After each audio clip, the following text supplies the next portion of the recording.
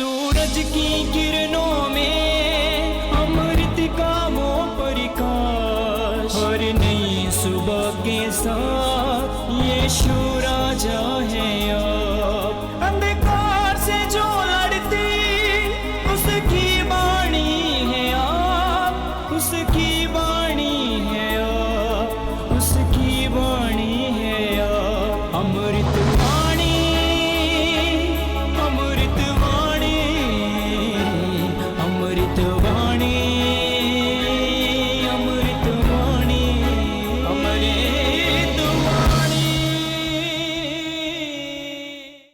पहला पाठ नबी होशिया का ग्रंथ, अध्याय 10 पद संख्या 1 से 3, 7 से 8 और 12। इस्राएल फैलने वाली दाखलता के सदृश है, जिसमें बहुत से फल लगते हैं। वह फलों को बढ़ती हुई संख्या के अनुरूप अपनी वेदियों की संख्या भी बढ़ाता रहता है। वह अपने देश की समृद्धि के अनुरूप अपने पूजा स्तंभ अलंकृत करता है। उन लोगों का हृदय कपटपूर्ण है, इसलिए उन्हें अपने पापों का फल भोगना पड़ेगा। वह स्वयं उनकी वेदियां नष्ट करेगा और उनके पूजा स्तंभ गिरा देगा। तब वे कहेंगे, हमारा कोई राजा नहीं है, क्योंकि जब हम प्रभु पर श्रद्धा नहीं रखते हैं तो राजा हमारे लिए क्या कर सकता है। स्मारिया का राजा पानी के फेन की तरह लुप्त हो गया है। आवेन के पहाड़ी पूजा स्थल नष्ट किए गए, जहां इस्राएल पाप करता था। उनकी बेदियों पर कांटे और ऊंट कटारे उगेंगे। तब लोग पहाड़ों से कहने लगेंगे, हमें ढक लो, और पहाड़ियों से हम पर गिर पड़ो। तुम धार्मिकता बोओ तो भक्ति लूनोगे। अपनी परती भूमि जोतो, क्योंकि समय आ गया है।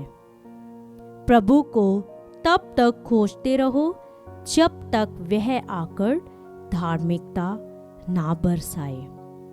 यह प्रभु की वाणी है। ईश्वर को धन्यवाद। भजन अनुवाक्य। प्रभु के दर्शनों के लिए तरसते रहो, प्रभु के दर्शनों के लिए तरसते रहो। प्रभु के आदर में गीत गाओ, उसकी स्तुति करो, उसके अपूर्व कार्यों का बखान करो, उसके पवित्र नाम पर गौरव करो। प्रभु को खोजने वालों का हृदय आनंदित हो। अनुवाक्य।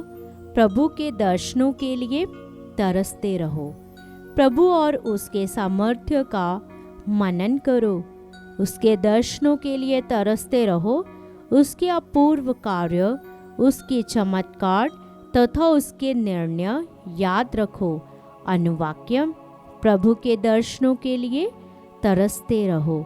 हे प्रभु भक्त इब्राहिम के संतान, हे प्रभु के कृपा पात्र याकूब के पुत्रों, प्रभु ही हमारा ईश्वर है।